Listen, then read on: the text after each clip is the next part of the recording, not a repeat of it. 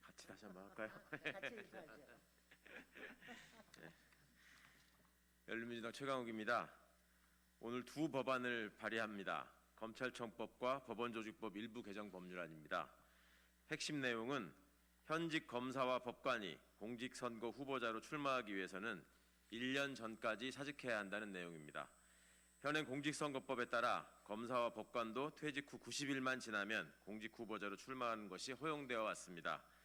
검사와 법관은 그 특성상 요구되는 업무상의 엄정성과 공정성에 따라 징계 절차도 일반 공무원에게 적용되는 대통령령인 공무원 징계령이 아니라 검사징계법, 법관징계법 등 법률로 따로 정하고 있고 따로 탄핵 소추의 대상이 되기도 합니다.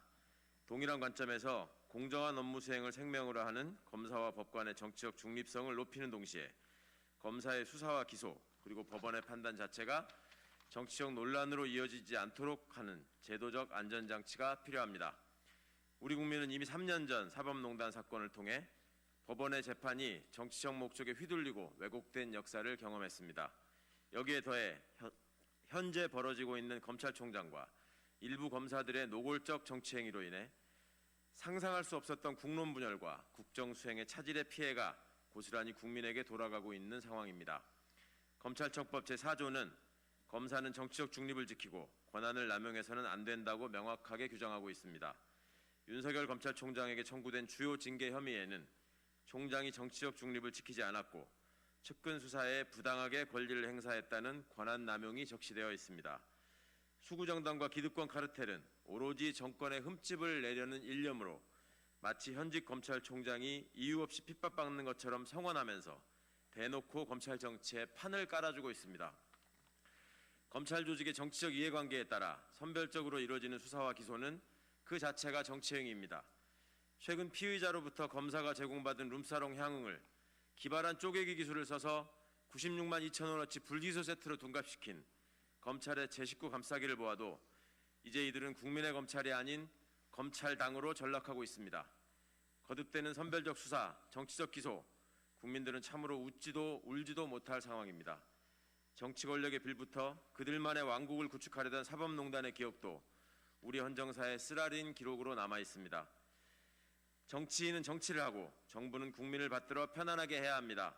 검사는 정당한 법 적용을 통해 인권을 수호하고 법관은 오로지 정의에 기대어 진실을 가리는 재판을 해야 합니다. 검찰 정치를 끊어내고 사법 신뢰를 회복하기 위해 나아가 맡은 소임을 다하고자 묵묵히 일하는 일선 검사와 법관의 직업적 긍지와 자부심을 지켜주기 위해서라도 정치인을 꿈꾸는 검사와 법관이 퇴직 후 1년 동안 공직 후보자로 출마하는 것을 제한함으로써 수사 및 사법 절차의 공정성과 정치적 중립성을 높이는 계기로 삼고자 합니다. 이번 개정안 발의는 시작일 뿐입니다. 사법개혁과 검찰개혁의 여정은 멈추지 말아야 합니다. 법원과 검찰이 정치적 의혹과 유혹에서 벗어나 제자리에 설 수 있도록 국회의 모든 정당이 함께해 주시기를 촉구합니다. 2020년 12월 11일 열린민주당 국회의원 일동 고맙습니다. 제가 한마디 이런 법안을 발의하게 된 데에는 저기 내용에는 사법부와 검찰의 여러 가지 잘못된 이런 행태에 대한 비판을 담고 있으나 실제적으로 이런 문제를 만들어내게 된 데는 저는 언론의 책임도 상당히 크다고 생각을 합니다. 정치 검찰과 그리고 그 정치 검찰을 띄우려고 하는 일부 보수 언론의 카르텔 그리고 거기서 일어나고 있는 언론 일종의 언론 공작 이런 부분들이 무분별한 무책임한 언론들에 의해서 일어나고 있다는 것을 언론인 여러분께서는 살펴주시기 바라고 이래서 언론개혁이 검찰개혁과 더불어 언론개혁이 꼭 필요하다라는 점을 강조드리고 싶습니다. 이상입니다.